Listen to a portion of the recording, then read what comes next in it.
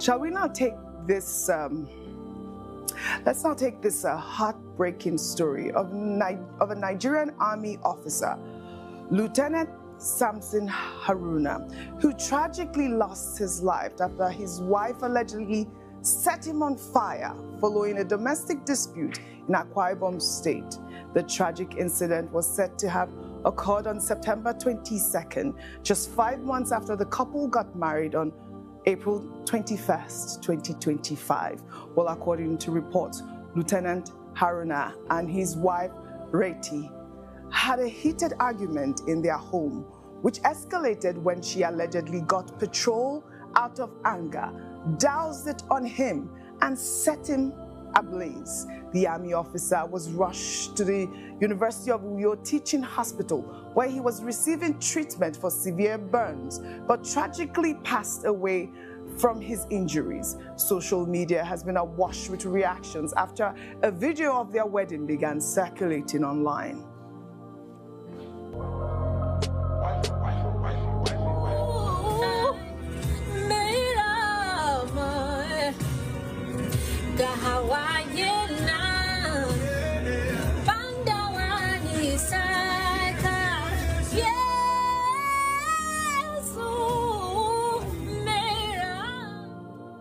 Well, this incident has shocked the military community and raised serious questions about domestic violence and anger management. In a statement from the Assistant Director of the Army Public Relations Officer, Lawal Mohammed Unuyo, on Tuesday, the Army commended or condemned Lieutenant Haruna's death and extended their condolences to his family. They stated that their preliminary investigation found that the incident took place after a heated argument between the couple due to a family crisis. The police are also investigating the circumstances surrounding his death, with the wife likely to face murder charges. I've seen people say, how can a lieutenant allow his wife to pour petrol on him and kill him? How is it just? He may just be a very decent man. Yeah. Welcome to the Deep Dive. Today we're opening a case file. It presents two narratives that are just so conflicting. They almost feel like they belong in two different universes. Yeah, completely different realities. We're focusing on a really tragic, high-stakes event. It happened barely 5 months after a couple, Lieutenant Samson Haruna and his wife, Retyit Obadiah Haruna, got married in Nigeria. It's a real collision, isn't it? Public perception versus, well, what the forensic reality might be. The initial story was, simple, shocking, immediate. Right. Our goal here is to kind of move past that shock and really distill the key data points. There are like 3 big litmus tests, you could say, that could determine how complex this investigation really is. Okay. And context. Context is absolutely key here. Mm-hmm. Lieutenant Haruna, he was a Nigerian Army officer, also a doctor. Mm-hmm. He and Retyit married in April 2025. And then this tragedy struck, September 22nd, 2025. It happened at their home, which was in an army barracks in Akwa Ibom State. Yeah, and before we really jump into the incident itself, maybe we should clarify one thing. There's this term used a lot in the initial reports. Yeah, okay. The flammable liquid. It's called foil or petrol in the source material. For a lot of our listeners around the world, we're basically talking about gasoline or maybe kerosene. Yeah. Highly volatile stuff. Right. Good clarification. Thanks. Okay, so let's start with the narrative that just went everywhere instantly. The simple, powerful, really brutal account that, swept across the internet. Infidelity, rage, deadly revenge. That was the headline. Exactly. The initial allegation, it really centers on jealousy. Apparently, Retyit saw a text message on Lieutenant Haruna's phone, him chatting with another woman. So not some complex financial thing, not a long-standing feud, just a digital message, supposedly. That's the trigger, allegedly. She confronted him, accused him of cheating. The public story says he denied it. An argument starts, it escalates, turns into a fight. But here's the absolute core of the murder charge. This is the crux of it. Yeah. The public account claims that after the argument died down, she deliberately got the foil, doused him with it, and then set him on fire. Just horrific. He was rushed to the hospital, but ultimately he died from the injuries. Retyit was arrested. And the story that just took off was, wife kills husband 6 months after the wedding because he was chatting with someone else. And that narrative, that simple story, it just traveled way faster than any investigation could possibly keep up with, right? Light years faster, which is critical, like you said, because the sources show that the accused, Retyit, she immediately pushed back hard Yeah. with a completely different story. Yeah, through a voice note that started circulating after her arrest. And this is where the file gets really complicated because she brings up domestic abuse and claims the fire was an accident. Exactly. We have to shift gears and look at this crucial opposing view. She confirmed, yes, there was an argument about the chat. Okay, so she admits that part. She admits the argument happened, but she puts it in this context of, well, pre-existing serious violence. She claims Lieutenant Haruna was chronically aggressive, violent during fights. She gave details. She did. She said he'd beaten her so many occasions, her words, that she even suffered a miscarriage because of it. Wow. Okay, that immediately changes the frame, doesn't it? It's not just a certain burst of jealousy leading to murder, potentially. It's painted as the end point of repeated domestic violence. Completely different picture. And her account of how the fire actually started is, well, radically different, too. Radically different. How so? She claims that after that argument about the text, Lieutenant Haruna got furious. Said he was moving out of their main bedroom. Moving out? Where to? To a separate, unused room. It's described as maybe a storage room or like a basement room. It had junk in it and, crucially, gallons of petrol foil? Gallons. In a storage room. Okay, that detail about where the fuel was, that's vital for her defense. Absolutely vital. She claims that while he was moving his things, and she adds this detail about him moving a new mattress that his older brother apparently told him to buy to sort of frustrate her into leaving. Okay, lots of family dynamics possibly at play there too. Seems like it. But the key point is, she says while he's moving stuff, he accidentally knocked over a big container of this oil, spilled it all over the floor of this small, confined room. So, in her story, she didn't go get the fuel to attack him. No. Her story says the fuel was already there in that room, and he spilled it by accident during the argument, during the move. So the fuel becomes an environmental hazard, not the weapon itself. Exactly. It's a result of the fight, not the tool for the attack.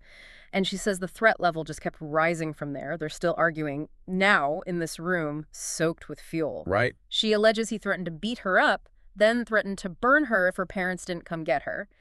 And then, she claims, he pulled out a lighter. A lighter in that room. Yes, pulled out a lighter, intending, she says, to scare her, threatening to set everyone on fire in that house. Oh my God. Her whole defense hangs on this final, terrifying moment. Retyit insists he tried to light the lighter as a threat, trying to intimidate her, but he forgot, or maybe just ignored, the highly flammable fuel spilled all over the floor just moments before. So she's saying the fire caught him instantly because of the spilled fuel? Instantly. Yeah. Because of the soaked environment, and that it was a tragic accident caused by his own violent threat going wrong. She explicitly says she did not throw a light, didn't throw a match at him, nothing like that. Okay. So we have premeditated murder versus accidental death, stemming from a violent, abusive threat. It feels impossible for anyone on the outside to know what really happened. It does. But the value of the source material you sent over is that Retyit's story, it isn't just emotional claims, it's full of specific, potentially verifiable details. Right. The nuggets of knowledge, as the source puts it. These details act like critical tests, don't they? Yeah. Acid tests the investigation has to look at to figure out intent. Yes. This is where we have to stop just talking about the allegations and start demanding evidence. The first big test relates to her claim that she tried to get help right before it all happened. Okay, let's break that down. Point 1. The commanding officer call logs. Retyit claims she called her husband's boss, the CO of the barracks, multiple times before the fire started. To do what? To report her husband's threats. Specifically, the threats to burn the house down. Okay, wow. If we think about the implications there, that's incredibly time-sensitive, isn't it? Extremely. If those call logs exist and they show her calling the CO repeatedly, like minutes before the fire actually broke out, it would strongly back up her story, wouldn't it? That she was genuinely scared of his threats, that she was actively trying to get help from the authorities. yeah, it supports the accident idea by showing her state of mind was maybe fear, not plotting revenge. But we also have to consider the flip side, which the sources do mention. What if she made those calls knowing what she was about to do? Setting up an alibi, making a record beforehand. It's possible. Yeah. That's why the exact timing compared to when the fire started is so crucial. Was she on the phone when the fire started, or did the call end and then, a few minutes later the fire began? That small difference in timing forces the investigation away from just what happened to why did it happen. It's all about intent. Yeah. And that brings us to the second point, which is it's pretty astonishing. Point 2. The hospital deathbed claim. This one is really something else. Retyit claims that even while Lieutenant Haruna was in the hospital, fighting for his life, he asked the nurses and doctors to let his wife in. Apparently, she was being kept away. Okay. But here's the critical part. She alleges he told the hospital staff, "Forgive me," implying he was responsible, not her. Forgive me, not forgive her. Exactly. That distinction, the pronoun he supposedly used, is just, wow. Why would the source highlight that specific wording? Because a dying declaration, especially one taking responsibility like that, carries huge weight legally and emotionally. Totally. If hospital staff, doctors, nurses, anyone who was there can confirm he said those exact words, "Forgive me," that testimony could completely shift the legal landscape. It points the finger away from the accused wife and back towards the deceased husband. It gives massive credibility to the accidental fire defense. It flips the whole narrative from she killed him to potentially he died because of his own actions while threatening her. The entire case could hinge on what those hospital workers say they heard. It really could. Witness testimony becomes paramount there. And then there's the third critical area, the physical evidence. What happened physically during the act itself? Point 3 is this physical burns analysis. Right. The source offers a pretty logical take on this. If she poured fuel on him and then lit it, especially in a confined space during a heated argument, simple physics suggests she'd likely get burned too, right? Flash burns, maybe. At least on her hands, arms, maybe her face, from the rapid ignition of those petrol vapors. It's a powerful physical test of the two conflicting stories, isn't it? Because it's hard evidence. Yeah. If she's found completely clean, without any single burn, as the source notes, that strongly supports her version, the accidental fire argument. It suggests she was standing back, not physically involved in pouring or lighting anything. Right. But conversely, if she does have burns, especially burns consistent with lighting a volatile liquid up close, then it seriously undermines her claim that she was just a bystander when he accidentally set himself on fire. Her own skin becomes evidence, essentially. literally evidence. Okay, before we wrap this up, we should probably touch on that other case the source mentioned briefly. It wasn't random, was it? No, not random. The source cited another, separate tragedy, a different situation where a woman set her husband on fire, apparently over infertility issues after multiple abortions. So why include that? I think the source included not to directly compare the specifics of the crimes, but more to establish a broader context, to show that this type of extreme event, fatal domestic disputes involving fire, sadly, it's a recognized tragic pattern that researchers actually track in that region. Ah, okay. So it provides a kind of sobering backdrop. It says, look, while this case has to be decided on its own specific evidence, the general phenomenon of extreme domestic violence escalating to death by fire isn't, unfortunately, unheard of there. Exactly. Context, not comparison. Right. So let's bring this back to you, the listener. Yeah. We kicked off with that simple, viral headline, "Wife kills husband over a chat message." But we've used the sources provided to move past that initial emotion and identify these 3 really critical data points that could actually resolve the conflict. Yeah, the commanding officer's call logs, the potential witness testimony from the hospital staff about that specific "forgive me" statement, and the physical evidence or lack thereof of burns on Retyit. These are the points where knowledge becomes really valuable, right? Yeah. They let us see the pressure points in the investigation. Absolutely. In this deep dive, the public outrage, the initial shock, honestly, it's kind of irrelevant to finding the truth. It's the verifiable facts, the ones cited by the accused, if they can be confirmed, that hold the key. They'll tell us if this was premeditated murder or a horrific accident born from domestic violence and an immediate threat. And this really raises a final important question, something for you to think about. When a really tragic event like this goes global, based on one simple, shocking allegation, Yeah. and then a much more complex defense, one involving these verifiable facts, gets immediately shouted down or ignored by the public. Yeah. What's our responsibility?